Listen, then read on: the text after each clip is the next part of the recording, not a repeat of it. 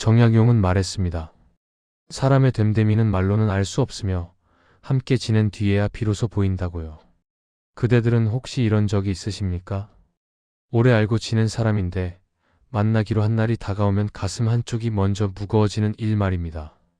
약속이 잡히면 설렘보다 한숨이 앞서고 돌아오는 길에는 이유 모를 피로가 며칠을 따라옵니다. 그렇다면 그 관계는 이미 어딘가 어긋나기 시작한 것입니다. 오늘 이야기는 바로 그런 관계에 대한 것입니다. 끝까지 들어보시면 그대가 왜 그토록 지쳤는지 알게 되실 겁니다. 흔히 사람들은 시간을 믿습니다. 오래 만났으니 소중한 사이일 거라 여기고 세월이 쌓였으니 함부로 놓을 수 없다고 생각합니다. 그러나 시간은 관계의 품질을 증명하지 못합니다. 시간은 그저 흘렀을 뿐이고 그 흐름 속에서 두 사람이 어떻게 달라졌는지는 전혀 다른 문제입니다. 10년을 함께해도 여전히 편안한 사이가 있고 3년만 지나도 숨이 막히는 사이가 있습니다. 차이는 세월의 길이가 아니라 만남이 끝난 뒤 내 안에 무엇이 남느냐에 있습니다. 가벼움이 남는지 무거움이 남는지 회복이 되는지 소진이 되는지 그것이 전부입니다.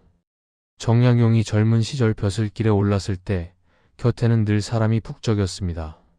함께 술잔을 기울이고 시를 짓고 밤새 세상을 논하던 벗들이 줄을 이었습니다. 그러나 유배의 길에 오르자 그 많던 얼굴들이 하나둘 사라졌습니다. 끝까지 남은 이는 손가락으로 셀 정도였고 그제야 분명해졌습니다. 진짜 인연은 숫자가 아니라 결로 판단해야 한다는 것을요. 함께하면 내가 더 단단해지는지 아니면 점점 흐물거리는지 그 느낌이 관계의 진짜 증명서였습니다.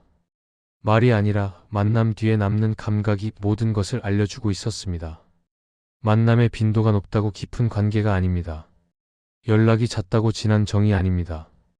핵심은 헤어진 뒤 내 마음의 상태입니다. 가벼워지는가, 무거워지는가, 충전되는가, 방전되는가. 이 하나만 살펴도 본질은 드러납니다. 어떤 사람은 짧은 만남에도 일주일치 활력을 건네주고 어떤 사람은 잠깐 마주쳐도 한 달치 기운을 앗아갑니다. 말을 많이 나누지 않아도 편한 사람이 있고 아무리 대화해도 어딘가 삐걱거리는 사람이 있습니다. 이 차이를 머리로 분석하려 들지 마십시오. 몸이 먼저 합니다. 만남 뒤에 어깨가, 숨결이, 걸음걸이가 이미 답을 품고 있습니다. 오늘 하나만 점검해 보십시오. 최근 만난 이들 가운데 헤어지고 집으로 향하는 길에 깊은 한숨이 새어나왔던 이름이 있습니까? 그 한숨의 무게를 가볍게 넘기지 마십시오. 몸은 머리보다 정직합니다. 관계가 나를 살리는지 갉아먹는지를 이미 알고 있습니다. 추억이라는 이름으로 짐을 짊어질 필요는 없습니다. 오래된 이름이 아니라 남는 무게로 판단하는 것. 그것이 관계를 보는 첫 번째 눈입니다. 지금부터 이런 주제로 더 깊은 이야기를 나눠보겠습니다. 그에 앞서 구독과 좋아요 부탁드립니다. 딱히 나쁜 사람은 아닌데 만나면 왠지 지치는 사람이 있습니다. 욕을 하거나 상처를 주는 것도 아닌데 함께 있으면 자꾸만 작아지는 느낌이 드는 사람 말입니다. 설명하기 어렵지만 분명히 존재하는 그 묘한 불편함을 느끼면서도 관계를 정리하지 못하는 까닭은 무엇일까요? 혹시 그대도 그런 이름 하나쯤 떠오르지 않으십니까? 만나기 전부터 마음이 무겁고 만나고 나면 이상하게 기운이 빠지는 그런 사람 말입니다. 세상은 관계를 끊으면 냉정하다 말합니다. 정이 없다, 의리가 없다, 쉽게 등을 돌린다고 손가락질합니다. 그래서 불편함을 참고 무거움을 견딥니다. 만날 때마다 조금씩 달아가면서도 그것이 관계를 유지하는 대가라고 스스로를 다독입니다. 그러나 정약용은 달리 말했습니다. 참는 것이 미덕인 줄만 알았는데 어떤 참음은 나를 갉아먹는 톡과 같더라고요. 모든 인내가 아름다운 것은 아닙니다. 어떤 인내는 자신을 천천히 무너뜨리고 있습니다. 유배지에서 정약용은 많은 것을 잃어야 했습니다. 지위도 명예도 곁을 지키던 사람들도요. 처음에는 그 상실이 칼날처럼 날카로웠습니다. 그런데 시간이 흐르며 이상한 일이 일어났습니다. 떠난 이들 가운데 일부는 그리웠지만 일부는 도리어 마음이 가벼워졌습니다. 그제야 알았습니다. 붙잡고 있던 모든 것이 소중한 것은 아니었다는 사실을요. 놓아야 할 것을 놓지 못해서 진짜 아끼는 것을 돌볼 여력조차 없었다는 것을요. 손에서 놓자 비로소 빈손이 가벼웠습니다. 숨통이 트였습니다. 관계를 정리하는 일은 배신이 아닙니다. 냉정함도 아닙니다. 잔인함은 더더욱 아닙니다. 그것은 내 마음이 더 이상 버티지 못한다는 현실을 인정하는 일입니다. 솔직해지는 일입니다. 괜찮은 척 웃고 맞장 구치고 시간을 써가며 조금씩 자신을 지워가는 것, 그것이야말로 진짜 잔인함입니다. 나에게 가하는 잔인함입니다. 세상이 뭐라 하든 내가 나를 지키지 않으면 아무도 대신해주지 않습니다. 어떤 사람 앞에서 유독 말을 고르게 되고 표정을 관리하게 되고 있는 그대로의 나 대신 상대가 원하는 모습을 연기해야 할 것 같은 압박을 느낀다면 그 관계는 이미 균형을 잃은 것입니다. 관계란 두 사람이 서로를 편안하게 해주는 것인데 한쪽만 끊임없이 맞추고 있다면 그것은 관계가 아니라 노동입니다. 쉬어야 할 시간에도 일하고 있는 셈입니다. 몸과 마음이 다른 것은 당연합니다. 지치지 않을 수가 없습니다. 지금 누구 앞에서 가장 많이 닳고 있습니까? 누구를 만나고 나면 괜찮은 척하느라 지쳐서 집에 돌아오자마자 쓰러지듯 눕게 됩니까? 그 이름을 떠올려 보십시오. 그리고 스스로 물어보십시오. 이 관계를 지속하는 것이 정말 나를 위한 일인가? 끊는 것이 잔인한 게 아닙니다. 계속 버티며 자신을 갈아 넣는 것, 그것이 진짜 잔인함입니다. 한때 가깝던 사람과 어느 순간부터 대화가 줄고 만남이 뜸해지고 그러다 어느새 연락이 끊어진 경험이 있으실 겁니다. 특별히 다툰 것도 큰 사건이 있었던 것도 아닌데 그냥 자연스럽게 멀어진 관계 말입니다. 그것을 생각하면 마음 한켠이 불편해지곤 합니다. 내가 뭔가 잘못한 건 아닐까? 먼저 손을 내밀었어야 하는 건 아닐까 하고요. 그런 생각이 가끔 잠을 설치게 만들기도 합니다. 그러나 모든 멀어짐이 잘못은 아닙니다. 정약용도 그랬습니다. 젊은 시절 벼슬길을 꿈꾸며 수많은 사람을 만났고 그 중에는 평생을 함께하리라 믿었던 벗들도 있었습니다. 밤새 학문을 논하고 세상을 바꾸겠다는 포부를 나누던 사이였습니다. 그러나 세월이 흐르고 처지가 달라지면서 가까이 할수록 마음이 흐려지는 인연도 생겼습니다. 함께하면 힘이 솟는 사람이 있는 반면 함께할수록 축 처지게 만드는 사람도 있었습니다. 같은 시간을 보내도 남는 것이 달랐습니다. 어떤 만남은 체험이었고 어떤 만남은 비움이었습니다. 유배지 강진에서 정약용은 더 분명히 알게 되었습니다. 사람은 떠날 때 꼭 이유를 길게 들어놓지 않는다는 것을요. 설명 없이 멀어져도 변명 없이 사라져도 그것이 곧 배신은 아니라는 것을요. 어떤 관계는 때가 다해서 끝나는 것이고 그 끝을 받아들이는 편이 서로를 위한 예의일 수 있다는 것을요. 모든 이별의 죄책감을 느낄 필요는 없습니다. 조용히 물러서는 것이 가장 깨끗한 마무리일 때가 있습니다. 붙잡는다고 되살아나는 것이 아닙니다. 억지로 이어간다고 예전으로 돌아가는 것도 아닙니다. 떠난 뒤에 더 그리운 사람이 있습니다. 그 사람을 생각하면 가슴이 따뜻해지고 다시 만나고 싶다는 마음이 절로 피어오릅니다. 반면에 떠난 뒤에 이상하게 마음이 가벼워지는 사람도 있습니다. 그 사람을 생각하면 안도감이 먼저 찾아오고 만나지 않아도 된다는 사실에 어깨가 펴집니다.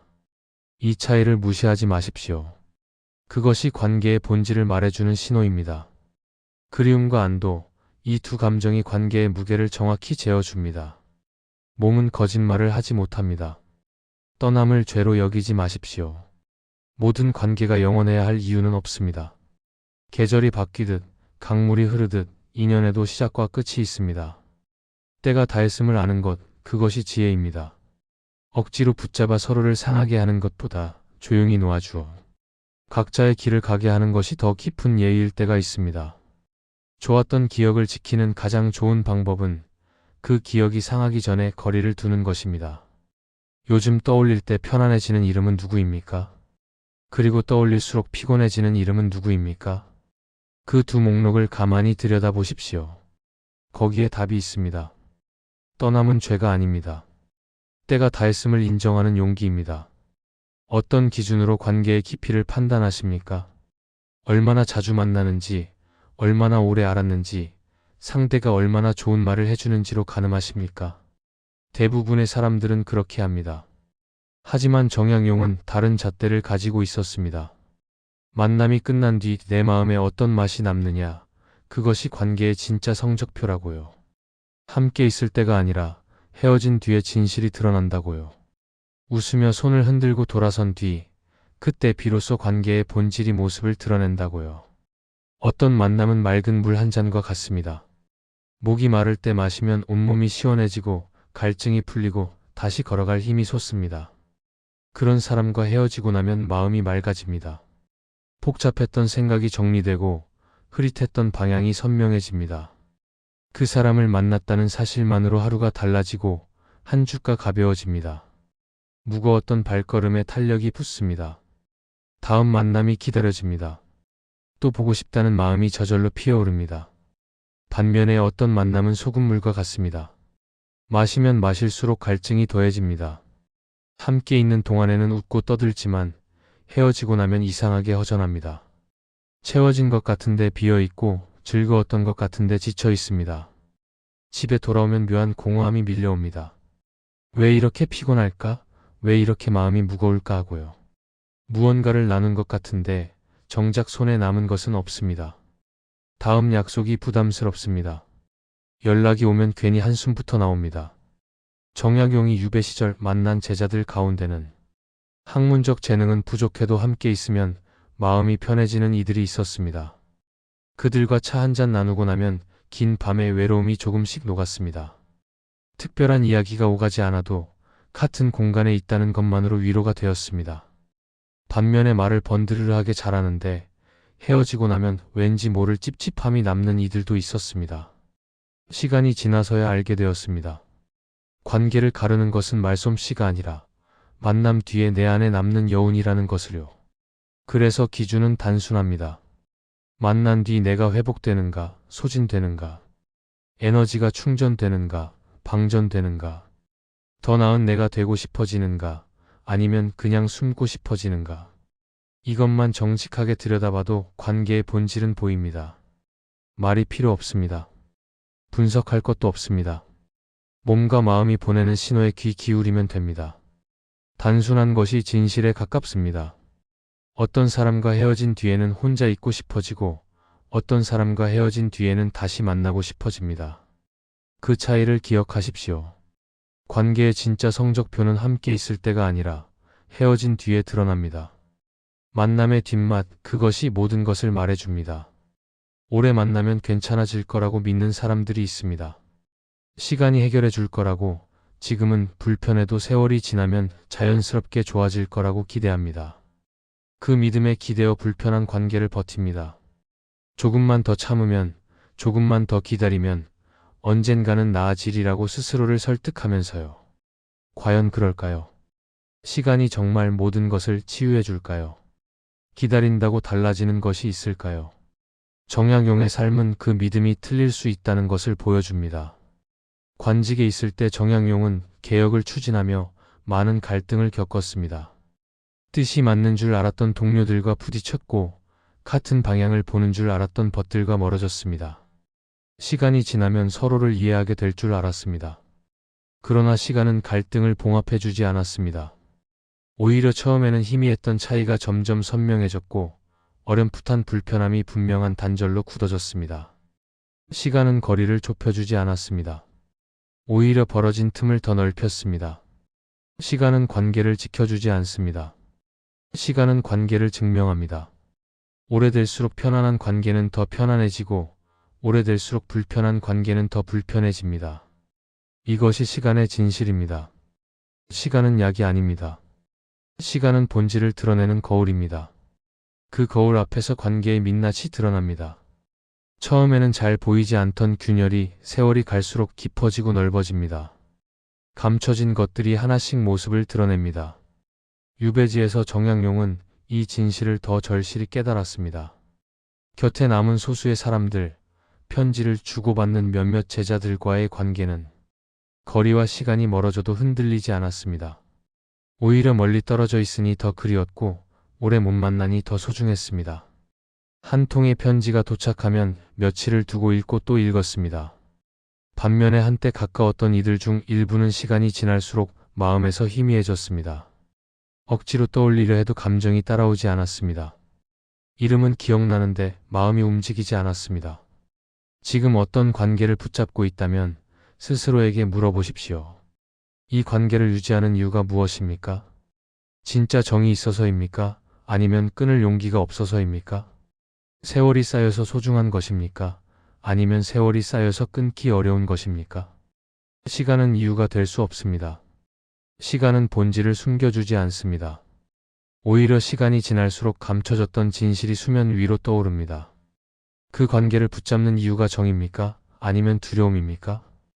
이 질문에 정직하게 답할 수 있다면 답은 이미 나와 있는 것입니다. 관계를 판단하는데 복잡한 분석이 필요하지 않습니다. 정약용은 제자들에게 말했습니다. 사람을 볼 때 말을 듣지 말고 느낌을 보라고요. 그 사람 앞에서 내가 어떤 상태가 되는지 그것이 모든 것을 알려준다고요. 오늘은 3가지 질문을 드리겠습니다. 이 질문에 답하면 관계의 본질이 보입니다. 어렵지 않습니다. 솔직하기만 하면 됩니다. 머리로 생각하지 말고 몸이 느끼는 대로 답해 보십시오. 첫 번째 질문입니다. 그 사람과 함께 있을 때 나는 커지는 느낌이 듭니까? 작아지는 느낌이 듭니까? 어떤 사람 옆에 있으면 용기가 생깁니다. 해보고 싶은 일이 떠오르고 할 수 있을 것 같다는 생각이 듭니다. 그 사람의 시선이 나를 푹 돋아줍니다. 반면에 어떤 사람 옆에 있으면 자꾸만 움츠러듭니다. 내 생각을 말하기가 망설여지고 괜히 조심스러워지고 있는 그대로의 내가 부족하게 느껴집니다. 말을 꺼내기 전에 먼저 검열하게 됩니다. 이것은 예민함이 아닙니다. 몸이 보내는 신호입니다. 두 번째 질문입니다. 그 사람 앞에서 말이 편해집니까? 말이 줄어듭니까? 편안한 관계에서는 말이 자연스럽게 흘러나옵니다. 무슨 말을 해야 할지 고민하지 않아도 됩니다. 침묵도 불편하지 않습니다. 가만히 있어도 어색하지 않고 웃지 않아도 괜찮습니다. 그러나 불편한 관계에서는 말을 고르게 됩니다. 이 말을 해도 될까? 저렇게 표현하면 오해하지 않을까? 머릿속에서 계속 검열이 돌아갑니다. 말이 줄어든다는 것은 마음이 닫히고 있다는 증거입니다. 입이 무거워지는 것은 마음이 무거워진 것입니다. 3번째 질문입니다. 그 사람 앞에서 나답게 있어도 됩니까? 아니면 표정을 관리해야 합니까? 진짜 편한 사이에서는 꾸미지 않아도 됩니다.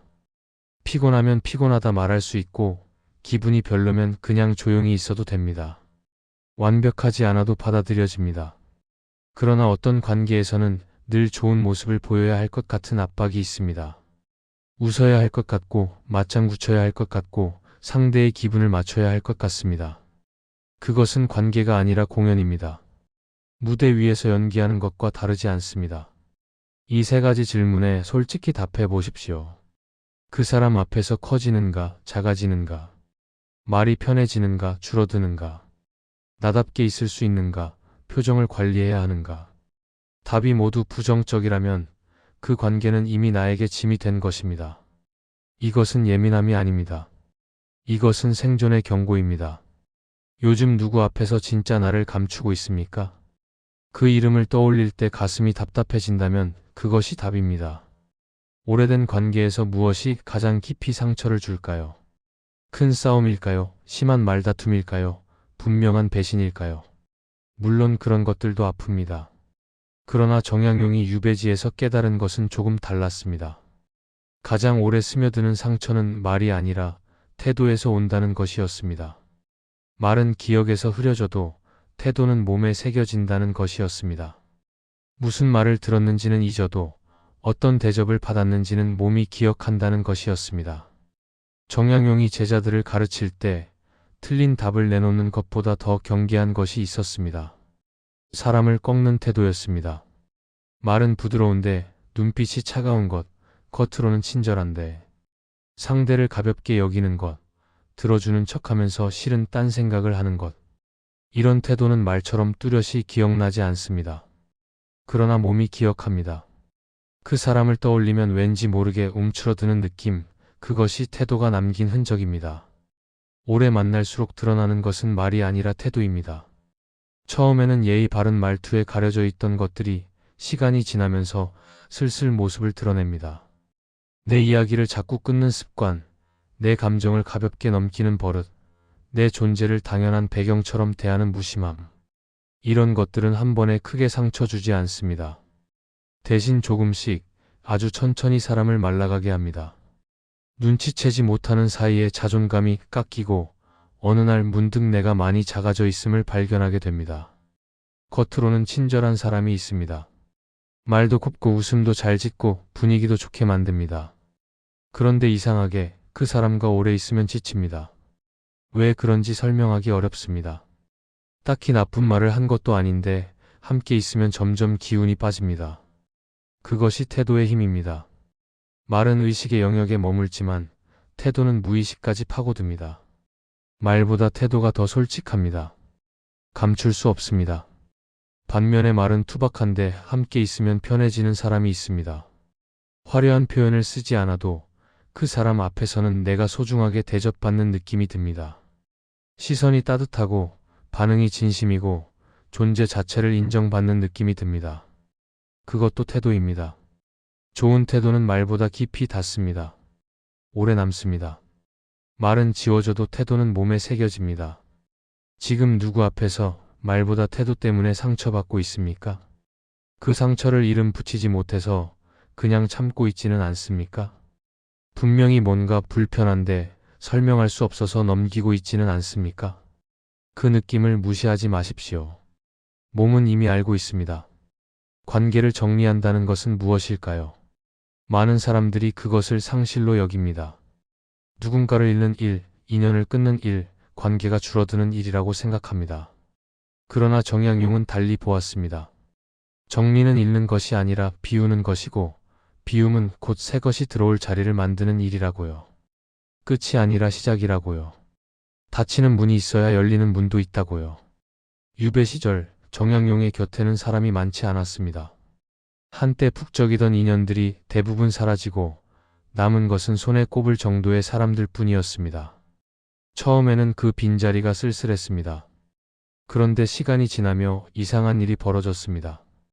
빈자리가 생기니 오히려 남은 사람들과의 관계가 더 깊어졌습니다. 한 통의 편지에 더 많은 마음을 담게 되었고 한 번의 만남에 더 큰 의미를 느끼게 되었습니다.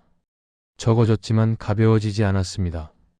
오히려 무게가 달라졌습니다. 진해졌습니다. 깊어졌습니다. 관계를 정리한다는 것은 사람을 없애는 일이 아닙니다. 내 삶에 숨쉴 공간을 만드는 일입니다. 가득 찬 방에는 새 물건을 들릴 수 없듯이 가득 찬 마음에는 새 인연이 들어올 틈이 없습니다. 무거운 짐을 내려놓아야 더 먼 길을 걸을 수 있고 쥐고 있던 손을 펴야 다른 것을 잡을 수 있습니다. 비워야 채워집니다. 놓아야 잡을 수 있습니다. 이것이 관계의 이치입니다. 오늘은 하나만 해보십시오. 만남 뒤에 무게가 남는 자리에서 한 번 덜 나가 보십시오. 굳이 안 가도 되는 모임에 억지로 가지 마십시오. 한 번 덜 맞추어 보십시오. 상대의 기분을 위해 나를 숨기지 마십시오. 그리고 한 번 더 나를 돌보는 쪽으로 걸음을 옮겨 보십시오. 그 작은 선택들이 쌓이면 삶의 공간이 생깁니다. 숨통이 트입니다. 여유가 생깁니다. 외로움이 두려워서 버티지 마십시오. 진짜 외로움은 혼자 있을 때 느끼는 것이 아닙니다. 진짜 외로움은 함께 있으면서 혼자인 상태입니다.